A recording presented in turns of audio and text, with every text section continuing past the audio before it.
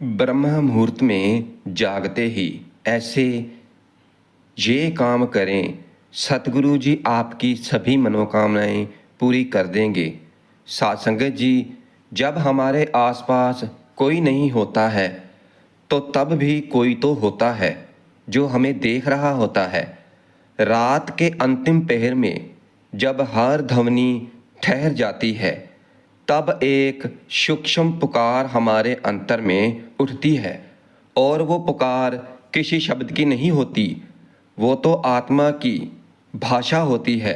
और ये वही पल है जब ब्रह्मांड हमारे अंतर में प्रवेश करना चाहता है, ना कि बाहर की ओर फैलना। और इस मौन में प्रवेश करना कोई सामान्य अभ्यास नहीं है, बल्कि आत्मा की सबसे प्राचीन यात्रा की स्मृति है। उस बिंदु की स्मृति जहाँ से आपने सब कुछ शुरू किया था, क्योंकि हमारे भीतर कुछ ऐसा है जो कि सदियों से सोया हुआ है और जिसे जगाने के लिए आज का ये सत्संग है। और ये कोई साधारण बात नहीं है, ये वो आंतरिक चाबी है जो कि आपके भीतर के बंद दरवाजे खोल सकती है। अगर आपने जीवन में कभी ये महसूस किया है कि आप केवल शरीर नहीं हैं, तो ये आज का सत्संग आपके लिए ही है। तो कृपा करके आज के इस सत्संग को ध्यानपूर्वक सुने। इसलिए इसे ऐसे दर्पण की तरह देखें कि जो आपको स्वयं से मिला देगा। इसलिए आप भी ध्यानपूर्वक सुने और दूसरों को भी सुनने के लिए कहें। शायद कोई और भी खुद से मिलने की राह पर भटक रहा हो। रात्रि के अंतिम क्षणों में जब आकाश के रंग बदलने लगते हैं तो उस समय एक अदृश्य कंपन वातावरण में फैलने लगता है, और वो कंपन ना ही ध्वनि है और ना ही प्रकाश, वह तो एक निमंत्रण है। मगर किसका और किसे? जब ऋषियों ने ब्रह्म मुहूर्त की बात की तो उन्होंने कोई धार्मिक घड़ी नहीं बताई थी, उन्होंने तो एक अदृश्य द्वार की ओर संकेत किया था जो कि हर रात के बाद खुलता है, लेकिन जिसे देखने के लिए हमारी ये बाहरी आंखें नहीं, भीतर की दृष्टि चाहिए। अब प्रश्न ये नहीं है कि क्या ब्रह्म मुहूर्त में उठना लाभदायक है। प्रश्न तो ये है कि क्या आप उस घड़ी के लायक हैं, उस घड़ी के लायक जागरण को भीतर तैयार कर पाए हैं। क्या आप सुबह ब्रह्म मुहूर्त में उठकर उस परमात्मा को याद करते हैं, परमात्मा की भक्ति के गीत गाते हैं, नाम का सिमरन, सतगुरु नाम का सिमरन करने के लिए तैयार हैं? क्योंकि वैसे तो इस समय में इस संसार में कोई लाखों करोड़ों लोग हैं जो कि उठ जाते हैं, मगर क्या वो उठकर उस कुल मालिक की परमात्मा की भक्ति में लगते हैं? अगर सुबह ब्रह्म मुहूर्त में उठने के बाद भी परमात्मा की भक्ति की तरफ हमारा ध्यान नहीं जाता, हम सिमरन भजन नहीं करते, सतगुरु को याद नहीं करते, हम उस कुल मालिक को याद नहीं करते, तो फिर हमारा ब्रह्म मुहूर्त में उठने का कोई फायदा नहीं है। हमारा ब्रह्म मुहूर्त में उठना ही व्यर्थ है, क्योंकि ये समा तो, ये घड़ी तो बना ही उस कुल मालिक को याद करने के लिए है। क्योंकि भाई फायदा तो तब होगा, लाभ तो तब होगा जब हम उस घड़ी का, उस समय का पूरा पूरा लाभ उठाएं। क्योंकि वो समा, वो घड़ी बाहर से नहीं आती है, वो तो हमारे भीतर से आती है, हमारे अंतर से उत्पन्न होती है। अब हर कोई उस समय में उठ सकता है, कोई मुश्किल नहीं है, मगर क्या हर कोई उस परमात्मा को याद कर सकता है, उस मौन को सुन सकता है जो वहाँ उपस्थित होता है? ये घड़ी हमें एक सौगंध देती है कि अगर आप भीतर उतरने के लिए तैयार हैं तो फिर आप वह सब कुछ देख सकते हैं जिसे देखने के लिए बरसों की तपस्या की जरूरत होती है। मगर क्या आप तैयार हैं उस मौन को ओढ़ने के लिए जो कि हमारे भीतर का दर्पण है? क्या आपने कभी स्वयं से बिना बोले बात करने की कला सीखी है? अब कई लोग कहते हैं कि उन्होंने ध्यान किया पर शांति नहीं मिली। मगर क्या आपने ऐसा सोचा है कि शांति मिलती नहीं है, जागती है? और वो जागरण केवल तब होता है जब आप स्वयं को समय की सीमा से परे ले जाकर उस ब्रह्मासन में प्रविष्ट होते हैं। क्योंकि ब्रह्मा मुहूर्त अमृत वेला वो समय है, वो घड़ी है जब आप पहली बार खुद को बिना शब्दों के समझते हैं। आपके अंदर कई बरसों, कई जन्मों की स्मृतियां छिपी हैं और यही समय है, यही घड़ी है उनको पुकारने का। और क्या आप उन स्मृतियों से डरते हैं या फिर आप उनको देखकर अपने अस्तित्व का बोध करना चाहते हैं? पर यह प्रश्न यहीं पर खत्म नहीं हो जाता। असली प्रश्न तो ये है कि क्या उस समय में, उस ब्रह्मासन में उतरने के बाद जीवन फिर वहीं रह सकता है जो पहले था? और उस मौन के बाद आप फिर कभी बाहरी शोर में संतोष पा सकेंगे? जब आप उस ब्रह्मासन में प्रवेश करते हैं तो सबसे पहले जो चीज हमें महसूस होती है तो वह है कुछ बहुत पुराना लेकिन भुलाया हुआ। जैसे किसी ने आपको नाम लेकर पुकारा है पर उस नाम को आपने बरसों से नहीं सुना। और ये कोई बाहरी ध्वनि नहीं है, ये तो आंतरिक कंपन होती है। ये तो एक पुकार है जो कि शरीर की सीमा से नहीं, आत्मा की गहराई से उठती है।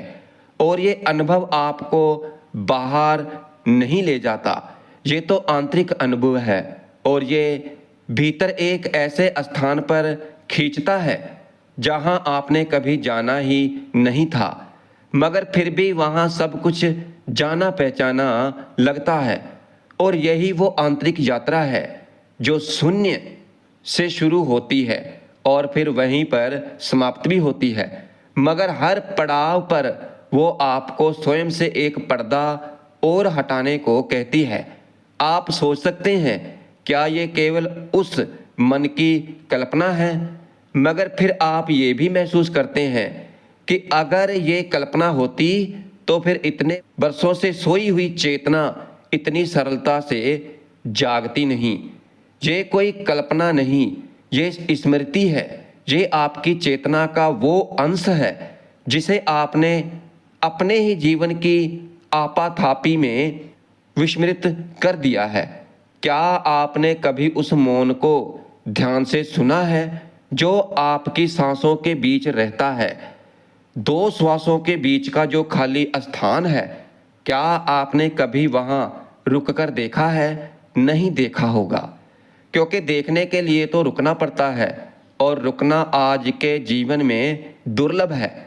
मगर अब जब आप ब्रह्मा मुहूर्त के इस सूक्ष्म क्षण पल में हो तो समय आपके लिए स्थिर है। अब जो बचेगा तो वो आपकी साहसिकता है।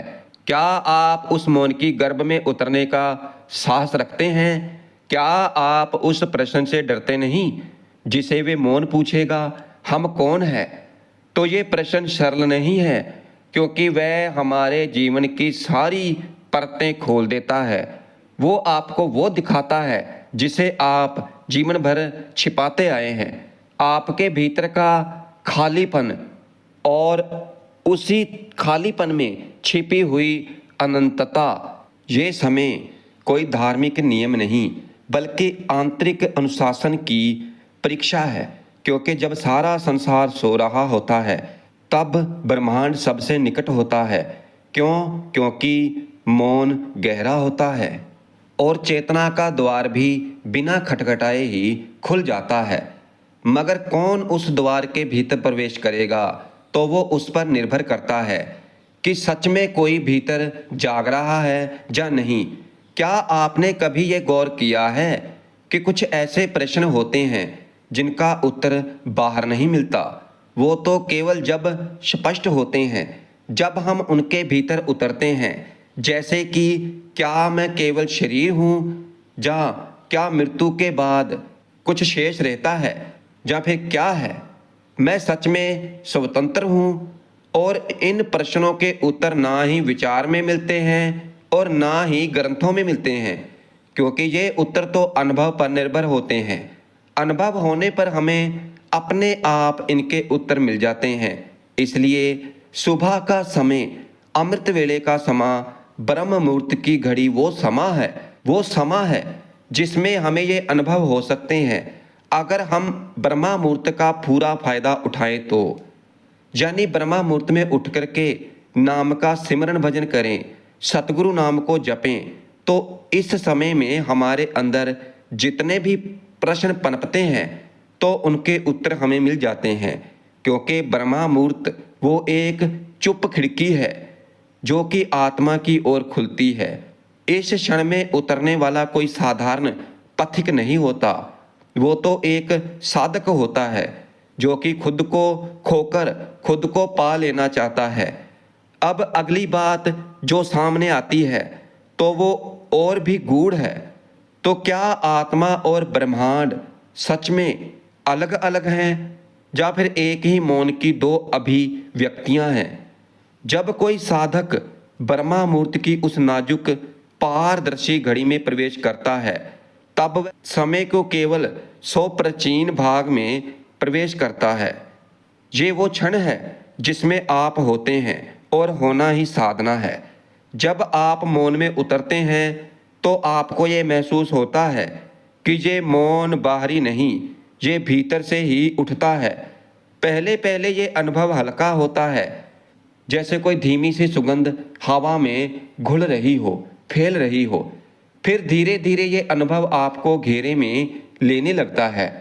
आप जो थे वो सब धीमे धीमे उतरने लगता है, जैसे कि नाम, पहचान, स्मृतियाँ और आप केवल एक उपस्थितियाँ बन जाते हैं।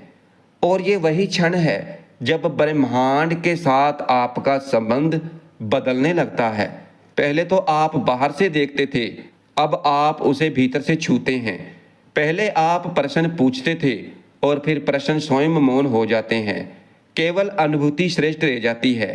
क्या कभी आपने ये सोचा है कि वो मौन जो ब्रह्मांड की शुरुआत में पहले था, तो वो कैसा रहा होगा? और क्या वो मौन अब भी आपके भीतर जीवित है? और क्या यह संभव है कि वही मौन हर प्राणी में बसा हुआ है, मगर हम उसे सुन नहीं पा रहे? और क्या हम इसीलिए अशांत हैं कि हमने उस मौन को खो दिया है? और क्या ब्रह्म मुहूर्त वही क्षण है जो हमें मौन से पुनः जोड़ने के लिए सेज रखा है? और इस प्रश्न के उत्तर ना ही शब्दों में मिलते हैं और ना ही तर्क में। वो तो केवल तब सामने आते हैं जब आप स्वयं को इतना शून्य कर दें कि वो मौन आपकी आत्मा को छू सके। जब मैं भी मौन हो जाए तब भी मैं कौन हूँ का उत्तर प्रकट होता है। और जब आप उस उत्तर को छूते हैं तब आप महसूस करते हैं कि ये उत्तर कोई जानकारी नहीं, ये एक उपस्थिति है। तो वो उपस्थिति जो जन्म से पहले भी थी और मृत्यु के बाद भी रहेगी। वो उपस्थिति जिसे ना नाम चाहिए और ना रूप, वो शुद्ध सत्ता है जो समय से पूरे हैं। जब आप ब्रह्म मुहूर्त में अपने भीतर उतरते हैं तब ये केवल अभ्यास नहीं होता, ये एक समर्पण होता है। समर्पण उस ऊर्जा के आगे, उस शक्ति के आगे जो कि सब कुछ है और फिर भी कुछ नहीं। अब बात आती है, क्या आप स्वयं को उस मौन के हवाले करने के लिए तैयार हैं? क्योंकि जब आप मौन को भीतर स्थान देते हैं तो वो आपको बदलता नहीं, वो आपको उजागर करता है।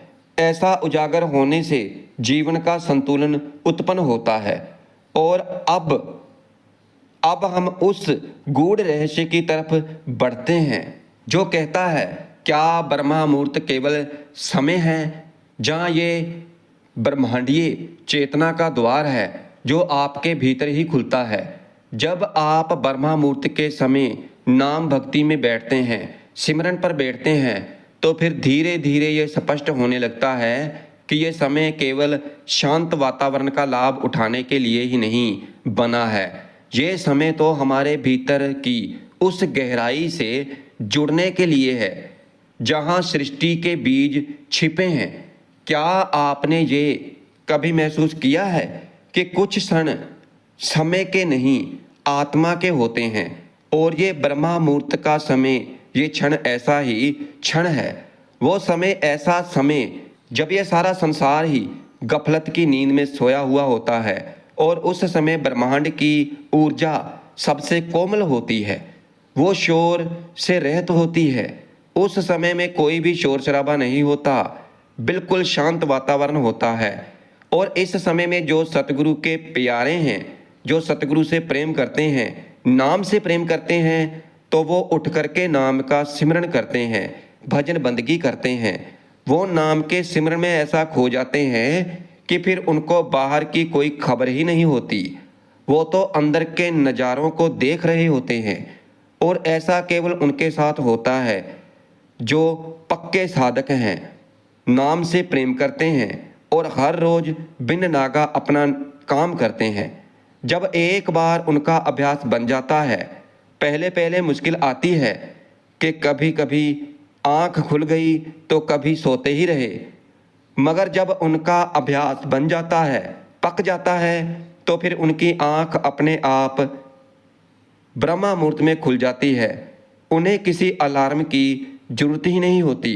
उन्हें ऐसा महसूस होता है कि जैसे सतगुरु जी आए हैं और आकर कह रहे हैं कि बेटा उठो उठो, नाम जपने का समय हो गया है, भजन बंदगी करने का समय हो गया है। और फिर जो उठ जाते हैं तो सतगुरु की आज्ञा अपने सर माथे पर रखते हैं, तो सतगुरु भी उनकी हर पल हर घड़ी में संभाल करते हैं, रक्षा करते हैं। क्योंकि जब सतगुरु के हुक्म में रहते हैं तो सतगुरु का हाथ हमेशा उनके सर पर रहता है। वो सतगुरु की दया मेहर के पात्र बन जाते हैं।